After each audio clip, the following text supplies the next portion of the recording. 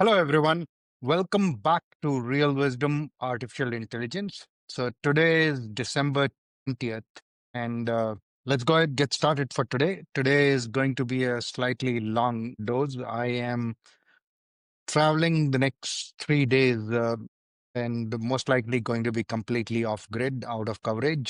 So I will not be recording any daily insights for the next 3 days. The reason it's going to be a little long dose is besides the usual dose of insight from Sadhguru and my daily dose of Rashmi, there are a few points that have been emerging through my pressure testing back and forth with Claude through Perplexity that I want to address. It's working exactly as designed. It is a brilliant brainstorming partner, and it is helping me pressure test and develop some of the points. And I would like to address those as we go along today. So today's insight by Sadhguru is empowered by life energy, imagination shall manifest as reality.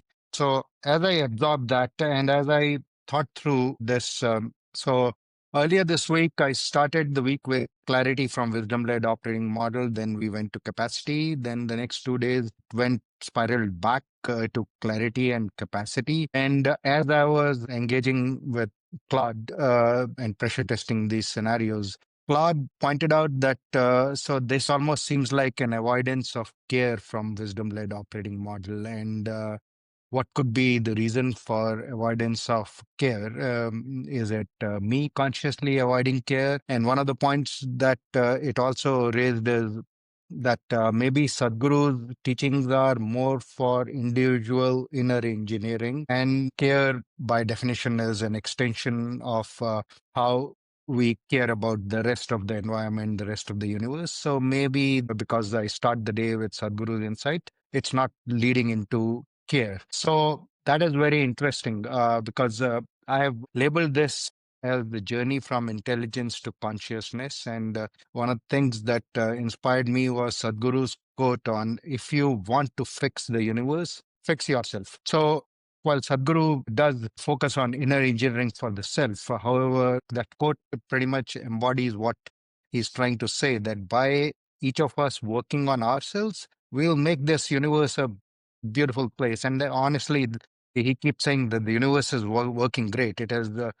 only us and our thoughts and emotions and how we get unconsciously driven by those and compulsively keep on reacting to external situations that we view as problems. That's what makes the universe feel like it's not functioning the way it should be. Otherwise, the universe is functioning perfectly well. We overall are an insignificant part of the universe. We tend to assume that the universe is me centric, and that's where it feels like it's not really functioning the way it should be. So, for me, Sadhguru's insights and everything that I have been talking about here, while it is very much an individual journey from intelligence to consciousness, the overall arc for this is a systemic transformation where if each of us works on this, we will benefit the entire society. And that is what care is about. So, today's insight that Sadhguru mentioned, empowered by life energy, imagination shall manifest as reality. He also goes on and talks about that at the end of the day, we have physical, mental, emotional, and energetic experiences.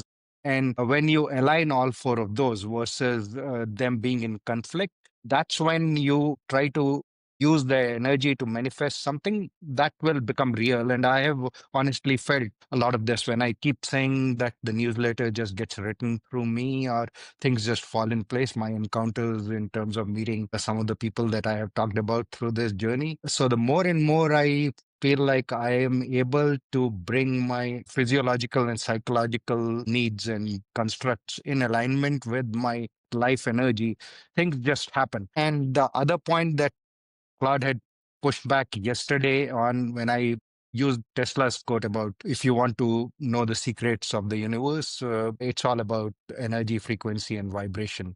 And being a very logically minded brainstorming partner, it said that that might sound very pseudoscientific without any scientific data. And that is, while it's a great argument, but that is the problem when we are purely driven by our logical selves. Even though all of us feel the energy in the room, even though we feel the energy for another person, because it isn't backed by these very sophisticated scientific formulas and research papers, we dismiss it. And the moment an Einstein or a Tesla publishes some very well thought out research that is now maybe that ends up winning them a Nobel Prize or something, then everybody takes notice. However, otherwise, what each one of us feels, we just dismiss it because it is not aligned with the logical self. And that is the journey from intelligence to consciousness when you allow yourself not to be purely driven by your logical self. Yes, it is important. However, there is more to each one of us than our logical self. When you allow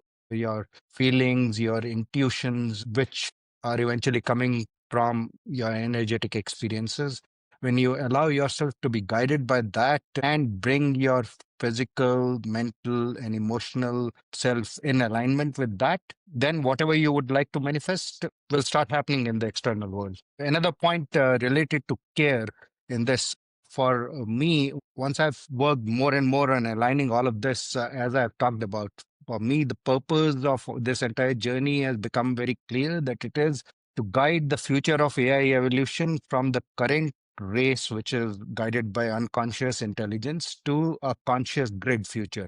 And the conscious grid is a future where we create the AI infrastructure as a shared global utility where each one of us is capable of developing what we need to develop on top of that for individual prosperity. So that is about care. That scenario naturally comes to me when I really align my energy with my physical, mental, and emotional states. And that is what I feel that if more of us start doing that, that will, whether you are an individual or you are a corporate leader, that will seem like the only thing that you would like to manifest in terms of the way forward versus just trying to drive profit for your individual corporation or your individual identity.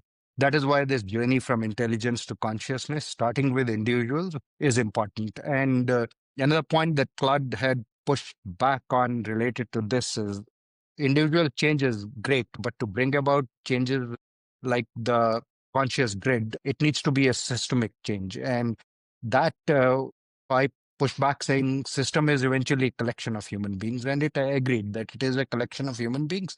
However, to bring together a collective change, it requires individual humans to take collective action. And if you really think about how do we take collective action, we take collective action based on shared narratives.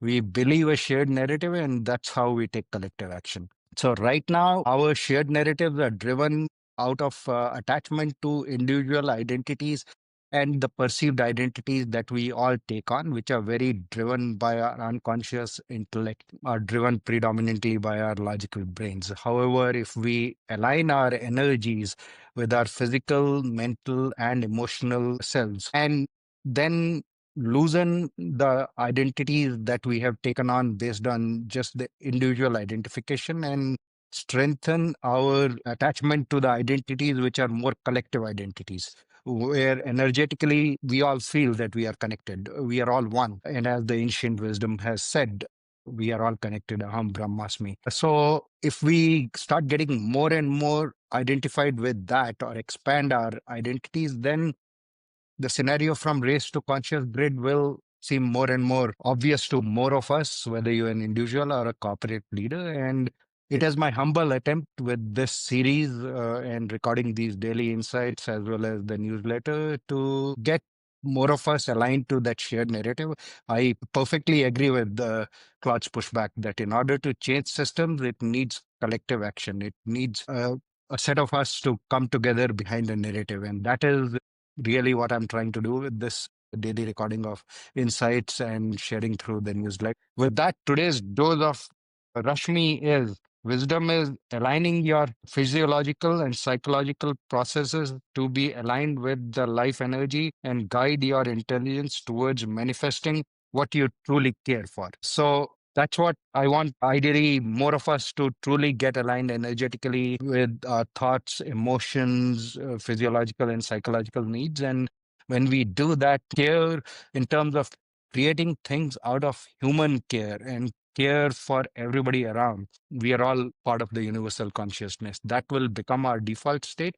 And we would all start creating from this clarity about us all being connected and creating with care. And if any of this resonates, please join in.